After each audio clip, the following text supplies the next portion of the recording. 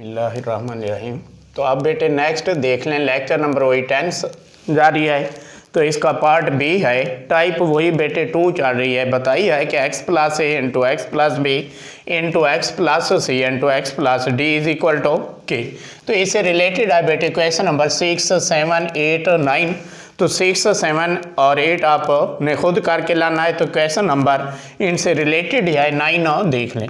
तो इसमें देखें ये 4 फैक्टर दिए हुए हैं, प्लस 360 इज इक्वल टू 0। तो बताया हुआ है कि दो फैक्टर को मिलाएं, इनमें जो कांस्टेंट आ रहे हैं उनका सम लें तो इक्वल आना चाहिए। जैसे बेटे ये 2 कांस्टेंट देखें, -1 -2, तो आंसर कितना बन रहा है -3। इसी तरह से बेटे देखें -8 और प्लस का 5 ले लें तो इसका आंसर भी बेटे कितना बनता है -3। लिहाजा बेटे हम पहले और दूसरे फैक्टर को मिला लेते हैं, तीसरे और चौथे फैक्टर को, प्लस 360 इक्वल क्या आ रहा है 0 के।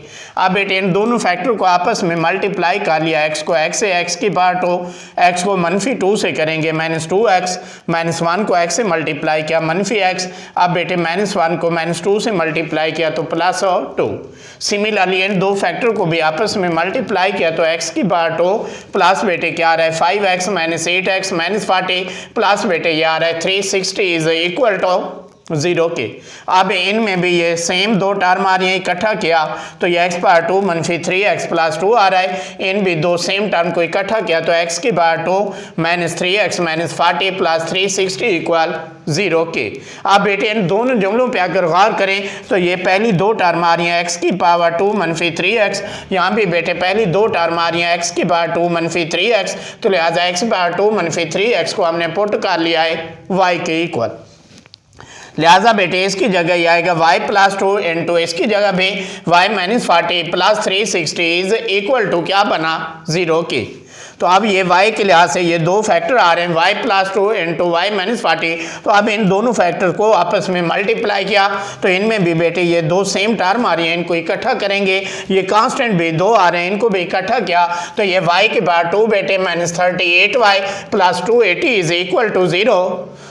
तो वेरिएबल y के लिहाज से बेटे ये क्वाड्रेटिक फॉर्म बन गई।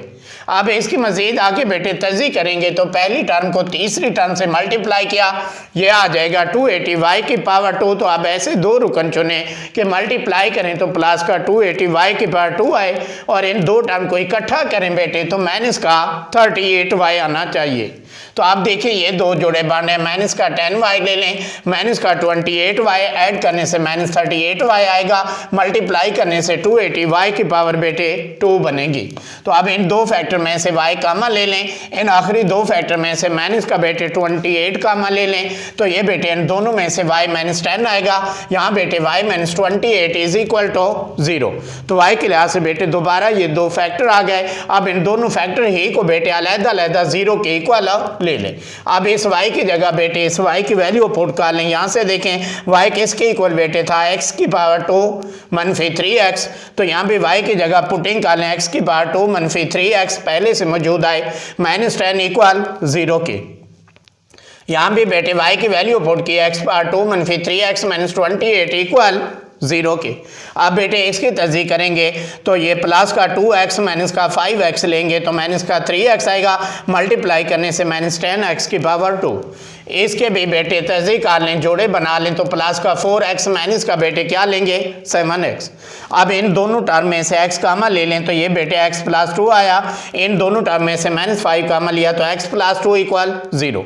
इस इक्वेशन में से भी देख लें, पहली 2 टर्म में से x कामा लिया तो ये बेटे आ गया x प्लस 4, इन आखिर वाली दोनों टर्म में से -7 कामा लिया तो ये x प्लस 4 इक्वल 0 के। तो अब इन दोनों में से ये x प्लस 2 कामा ले लें, बाकी बेटे x -5 इक्वल 0। तो यहाँ से x प्लस 4 कामा ले लें, बाकी x -7 इक्वल 0 के।